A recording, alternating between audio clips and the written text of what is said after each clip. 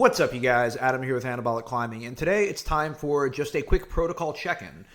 How are things going on my project? How are things going on lifts? What's going on with my protocol? What's going on with my heart? I know we've been running some research chemicals, so it's important to double check on the heart health and make sure everything's okay. So, if you guys like these protocol reviews, some of the breakdowns and feedback on some of the tests that I've been running, and just how I've been doing through Q1 of this year, please hit that like, subscribe, and alert bell. Helps the channel out tremendously. Join the Discord. We've got over 40 people in there, ranging from bodybuilders, powerlifters, enhanced climbers, arm wrestlers, you name it. We have some really bright dudes in there that are really championing the enhanced portion of the climbing community. So, without further ado, over the past 3 weeks, I have been bashing my head on this dyno. It is probably V7, V8. I've gotten inches. Literally, I've gotten fingertips. I'm about 2 inches away from it and haven't quite stuck it yet. It's been about 75 burns. And after that, I was just mentally, physically, and spiritually fucking broken, if I'm being completely honest. I still have another month to finish it up before they take it down, which is great. But, you know, man, I've been training plyometrics and lifting and training my ass off for over the last year now to try to sink this. And I'm over the moon with how much progress I have made, but I would be lying to you if I said it did not hurt like a mofo that I have not stuck this yet. So, let's talk about it. I have been testing Tbol over the course of these last couple weeks to see if I could sink it. I have been chronically exhausted now for the past month and was looking for solutions, and up until the last 48 hours, nothing has really worked. So let's take a look at it and see what's going on. So while that is the high point, it's a huge jump, man. It is a huge jump. So despite being exhausted, I was basically able to get about that close. I got 3 fingers in. And unfortunately, the stars didn't align. So how was Tbol? If I go back into footage from my first attempt, I was literally just touching the bottom, and after 2 rounds or 3 rounds of Tbol, I was getting in there on the outer portion of the edge and able to get 3 fingers in. The Tbol helped tremendously until fatigue really started to kick in. I have preferred it sub-Q versus drinking it. I have a liquid version of the Tbol. The reason I'm preferring taking it sub-Q, or not sub-Q, sublingual versus just ingesting is it's got a vodka base and I don't drink, and I feel a little bit lethargic midway through the session. Don't love that. So obviously nothing wrong with that if you're into that sort of thing. But personally, I prefer just going sublingual. That has given me the best results and the highest high points thus far. What else? I did want to mention briefly something from my cardiologist. Before I do, hold on, let me backtrack. As far as Tbol, I think it is marginally better than Anavar. Is it worth it for the harsher lab work? Your mileage may vary. In general, I would always encourage you guys to be safer and go on the compounds that you'd be able to stay in a tolerable manner for longer. It's also easier to source. I would say Anavar is the safest of the two, but I would be lying if I said I didn't jump and pull a little bit higher on Tbol. Is that worth sourcing for your particular project? That is up to you. Does it make sense to run for specialty climbs if it's worth it for you? For me, it is. And that's kind of where I want to leave it. I don't want to run Tbol personally for more than 2 weeks in duration because I value my lipids. I think I can manage a lot of the liver issues with glutathione. We're going to touch more on that later. But yeah, for the most part, I have been pleased with the results that I've gotten from Tbol. It seems to have a place over Anavar for short durations. It obviously can't replace Anavar for the collagen synthesis, but super neat compound. Glad that I gave it a run. Next up, I want to give you guys a brief discussion over my heart health. So I went and got an ECG from my primary care about a month ago, and he said, hey man, one of two things is going to happen. Either I'm going to send you home or I'm going to hang out with you. We're going to have a chat, and things aren't good if we're going to have a chat. And I said, great. So they set me up with some electrodes. They looked at the pulses of my heart, and they sent me home. And I was like, awesome, good work. And then an hour later, I'm making breakfast, and my doctor calls me. He's like, hey, buddy. And I flipped the fuck out. For the next... For the next 48 hours, I was going through every compound I've ever taken. I'm like, man, is there an issue with SLU? Was I like wrong about the cardiomegaly? What's going on? Blah, blah, blah, blah, blah, blah. Then 24 hours later, I got my lab work back. Everything was fine. So I figured whatever was going to go on with the cardiologist, it's going to be what it's going to be. So the sonographer has me hooked up, and afterwards, this is what she said. I just want to play it for you because when you know the context, it hits harder. Okay, cool. Did you really say that it was the most photogenic heart you've seen in a while? It is the supermodel most photogenic heart. Yes. Supermodel heart. Unbelievable. The supermodel of hearts. So, needless to say, huge relief. Does this mean that SLUPP332 cannot cause cardiomegaly? No, it doesn't mean that at all. We've seen that in the rodent data at super high doses for like a 2-year duration. Does it mean now that I believe Vigorous Steve and Dean St. Mart when they said that they have not had any negative cardiac issues after running, in Dean's case, 500 micrograms daily for a year? I believe him. Do I believe Steve when he said running 100 milligrams a week for like, I want to say 6 to 8 weeks that he's had no cardio issues? I'm going to say yes. The highest dose that I personally have pushed is about 20 milligrams. I will now run it occasionally when pushing through fat plateaus or just trying to get the most I can out of a workout. But for the most part, between good lab work and a good cardio scan and running it at low doses for 2 months and at higher doses for 6 weeks, I'm telling you guys, I've been preaching and pounding the pavement on SLU now for over 12 months. It's been almost a year and a half. At this point, I've also had a number of different climbers that have run it and sent their projects and have better body comps. I'm telling you, this compound has merit. So, next up, how's my training going? Well, in January, I hit a PR of 115 on weighted pull-ups. Here I am pulling 135 for a row 2 months later. Love to see that. Let's talk about body weight. In December, I was looking rough and fluffy. I was coming back from Japan. I was on TRT only. I had eaten all the bread that I could stuff in my gullet.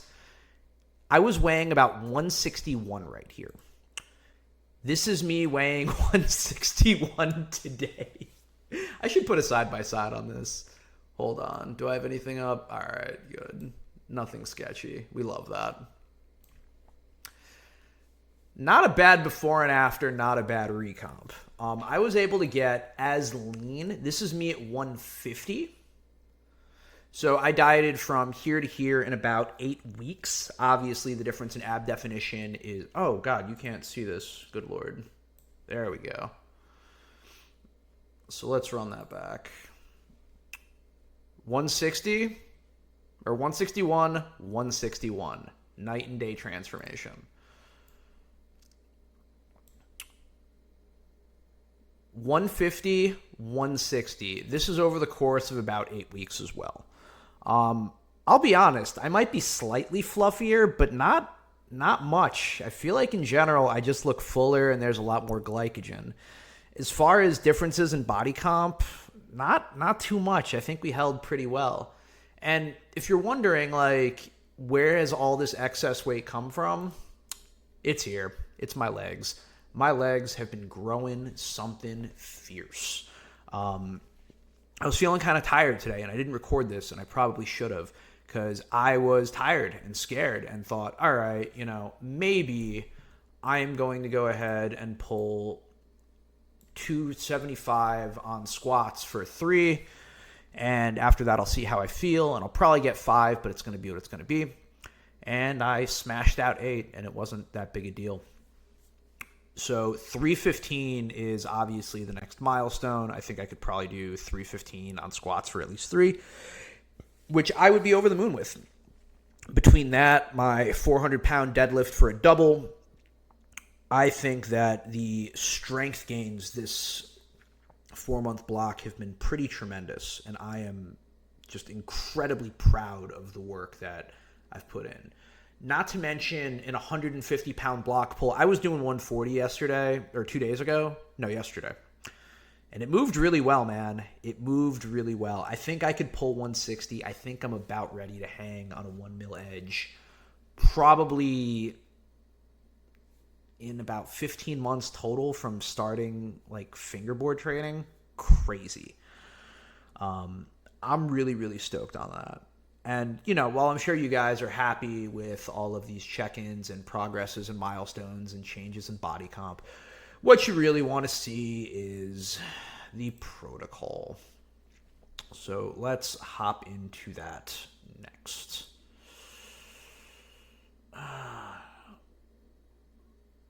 Cool. So what's the current protocol? And let's talk about what's changed. Current protocol.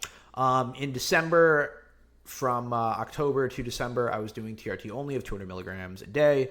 Now we added about another 200 milligrams of anabolics in the Primobolan, Anavar, 1 milligram of retatrutide per week, and 3 IUs of growth hormone per night.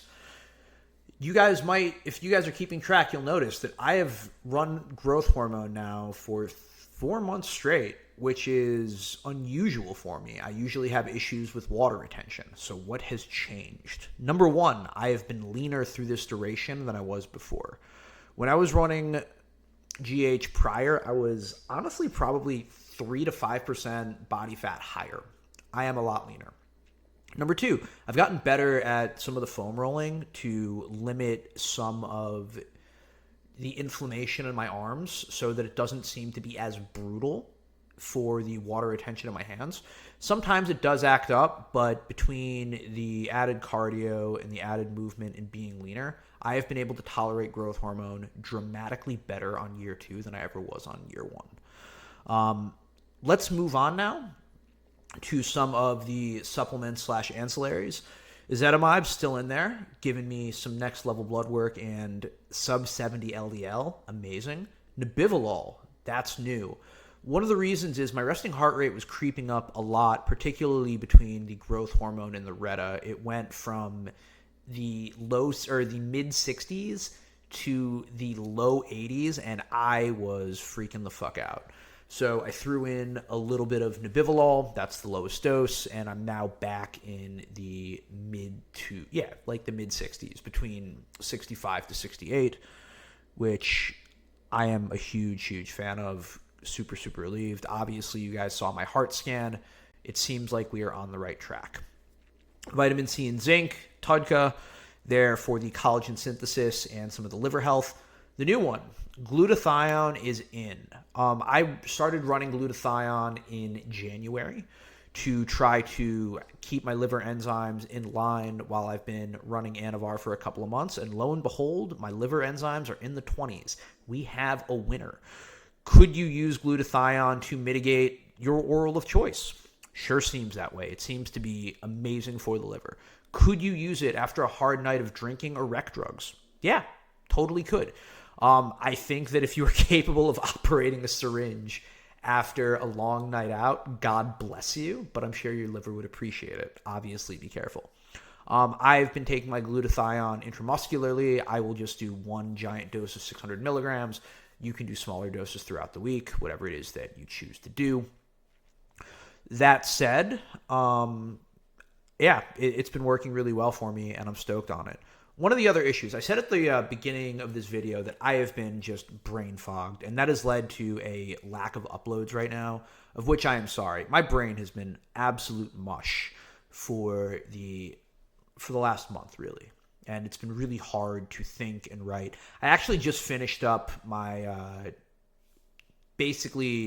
my guide of all of the compounds that I have tested so that climbers could quickly come in, take a look at my research, and adopt it. I'm going to be linking that in the description box below. I'm going to continue to add on to it. I want to expand on the ancillaries. I want to expand on the supplements. I want to continue to grow it so that you could see some of the stuff that's WADA approved, some of the stuff that isn't. But for simply the anabolics and peptides that I have run that I have found palpable, that's going to be in the description box below. It's going to be linked. And I'm going to continue to grow it out. But I have not been able to write shit because I have been exhausted. And that's limited my recordings as well.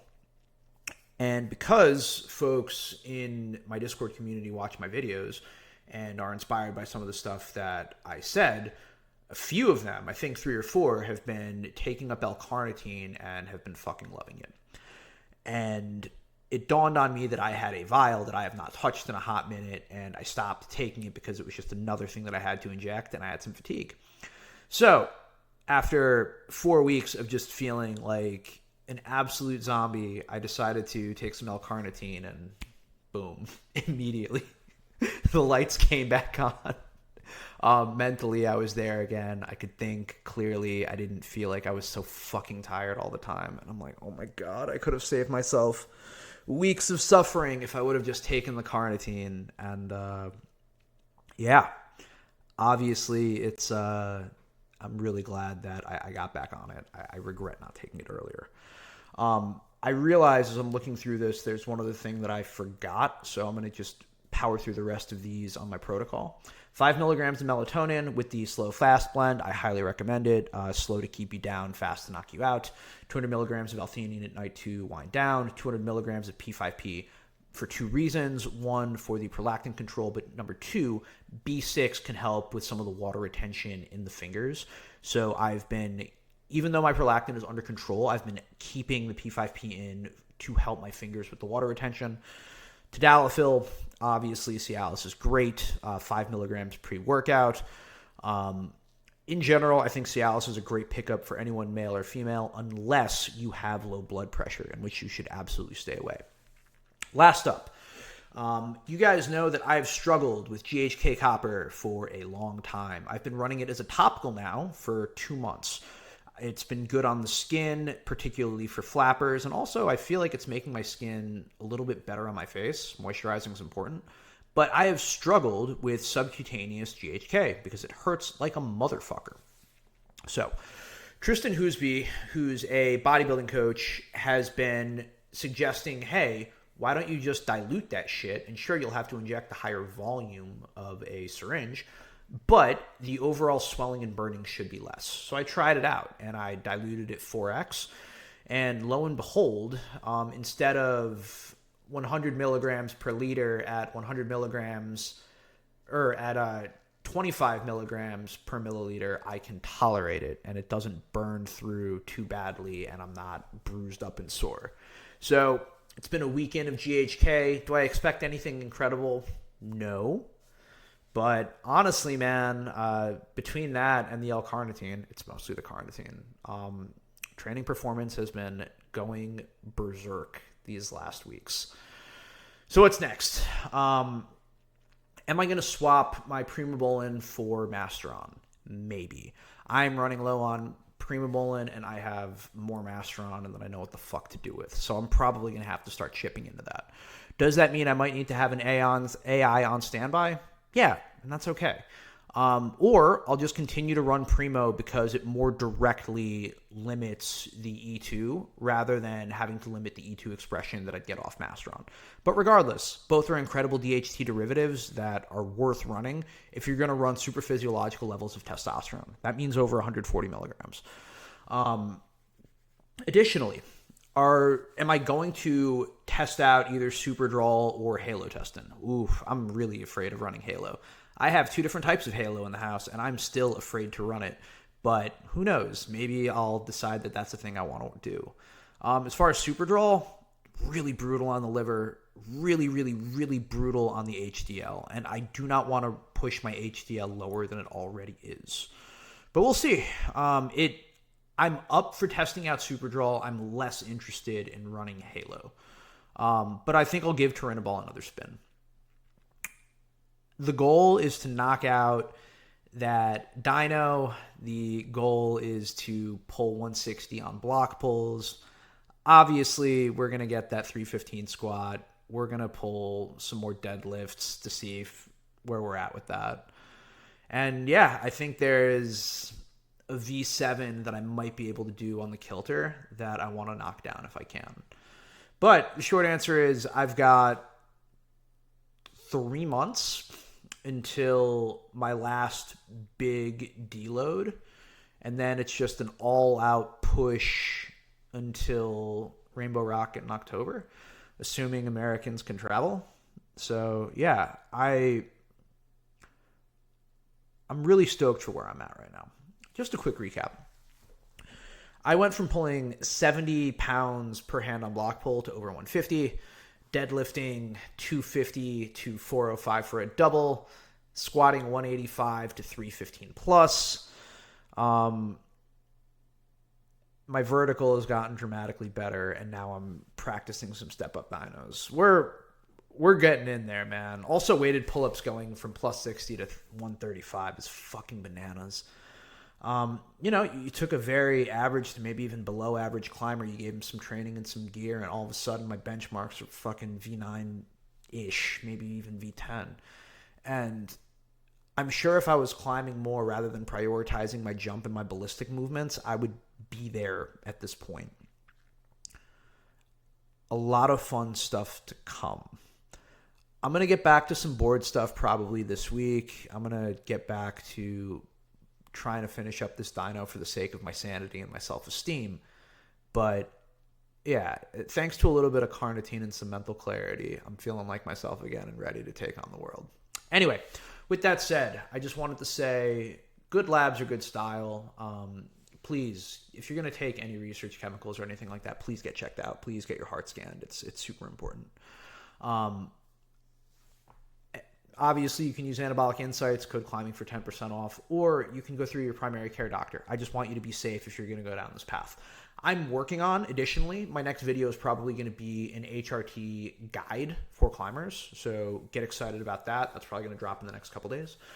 But big hugs, guys. Appreciate you. I am Adam with Anabolic Climbing, wishing you good luck, happy sending, and great health, and I will see you in the next one. Cheers.